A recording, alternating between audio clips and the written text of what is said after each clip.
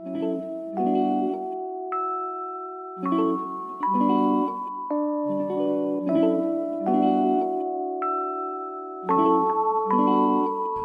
and welcome back to I Should Have Raised Dogs, the story of my mother, my father, and America in the 20th century. My name is Keith Christensen, and thanks for joining. Somewhere near my father's final words to my mother were something along the lines of, well, you're going to have to grow up now. Maybe my mother did just try and fall into the getting taken care of kind of role and having a man do everything for her and so on. Maybe she did. It's definitely the story that a lot of my family seems to have about her. There was also kind of not just a learned helplessness, but like a taught and a controlled thing. My father was a controlling guy. I mean, the kind of guy you want flying a plane. Meticulous in checking every detail of instrumentation and making sure that the plane flew well, and incessantly studying all the details and the specs on aircraft in ways that I don't even know if they were typical for pilots at the time. But my father was very, very hyper-specific about all of that. And while that's a great way for a pilot to be, that's not necessarily the best way for a husband to be. Meticulous, inflexible, right. And I think in time that my mother responded to that. And again, could things have been different? Yes. And in the end, they weren't.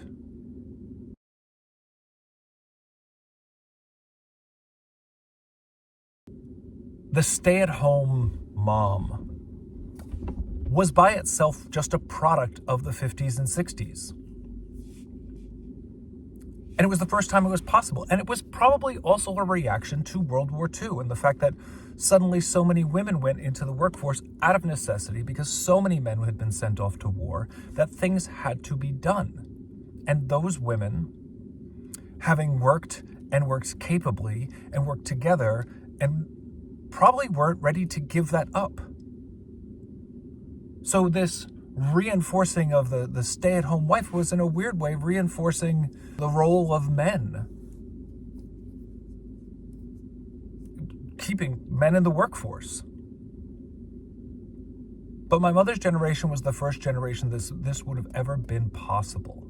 So she followed the same kind of pattern that, so many other women who did, various jobs, waitress or nurse or switchboard operator. They would often quit those jobs when they got married. In my grandmother's age, more than half, something like 55% of all women weren't married by age 30. And then another third were still single by around age 50. These are really big numbers. And then further, about 50% of them didn't have any children. This is, at least in the United States, in around the first 20 years of the 20th century. And then as we roll into the Great Depression, those numbers remain largely consistent. And then it's after World War II, and then the baby boom. And the baby boom in a lot of ways kind of was a bit manufactured, maybe. But the thinking behind it definitely was. This wasn't traditional. And it's really worth saying that a lot of this was also an economic driver. Socially, these were some of the first times that women could get education. All of these magic major appliances actually did make a difference. It was easier than it had been for previous generations. But these, what we might call of a traditional value now, of this stay-at-home mom and all of these ideas of, the mother who is there and waiting for her man to come home, these are a result of economic opportunities that didn't come up until that generation and that time. with my mom, of course it was desirable. It was new. It was easier. It was clean. And who wouldn't want that picture? Who wouldn't want to live in that photograph?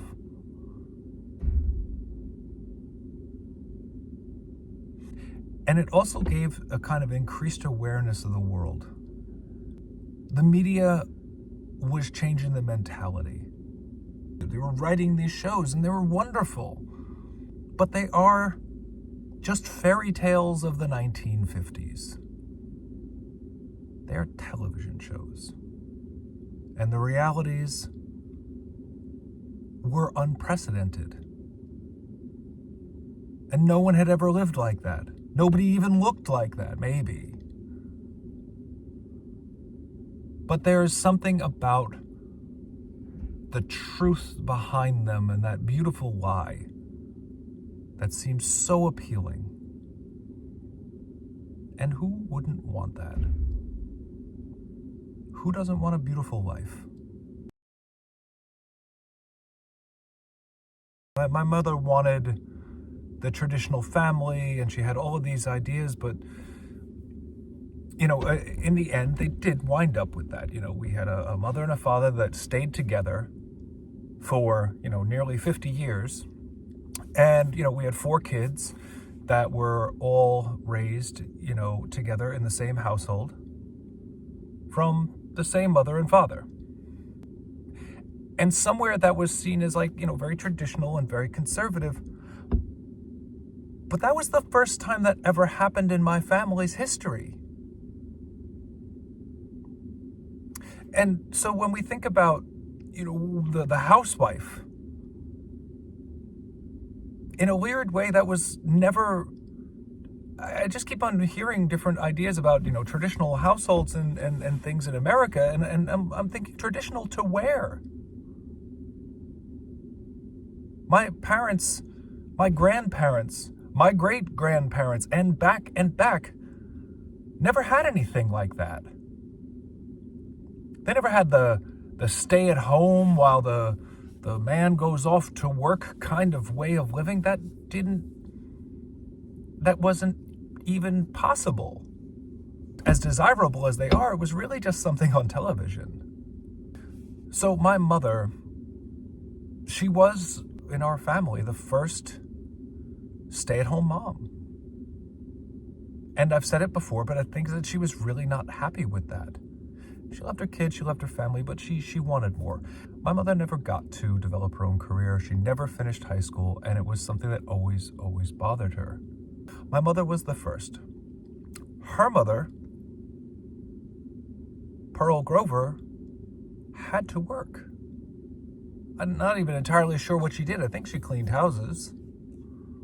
But part of the problem that I mentioned early on, and one of the reasons why she would have been so scared, this is Pearl, and reacted so badly to my mother letting the neighbors know that there were unattended children at home while she went off to work, was then as now. She could have lost the kids. That fear would have been something that she was walking around with, and that fear would have informed a lot of the things that she did, up to and including, beating her children.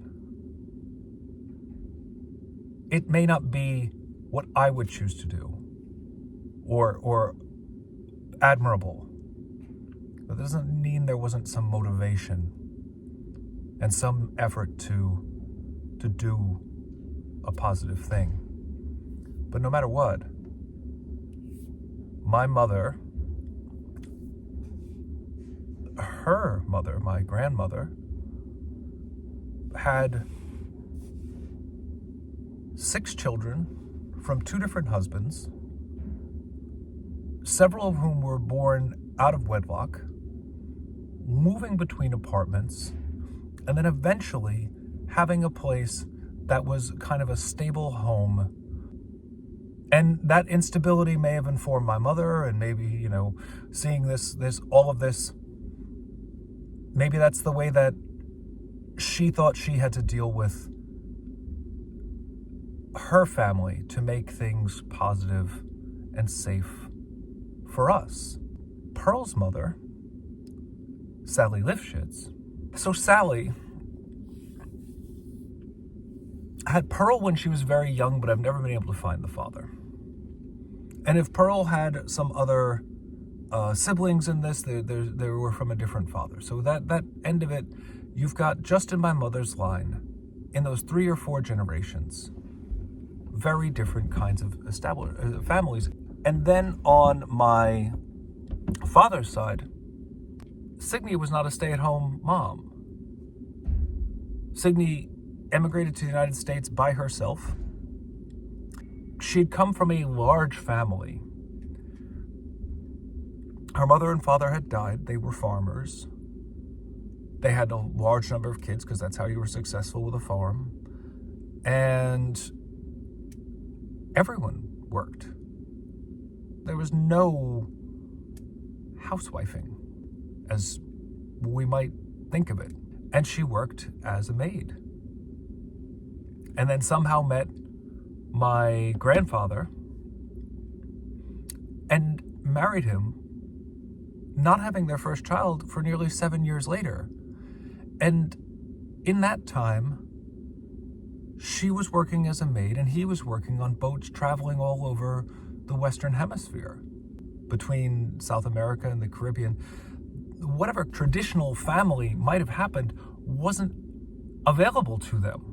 They might have wanted to be in the same place, and when they finally did have a child, it was probably a great, great success for them. And I can't think of any time, any woman,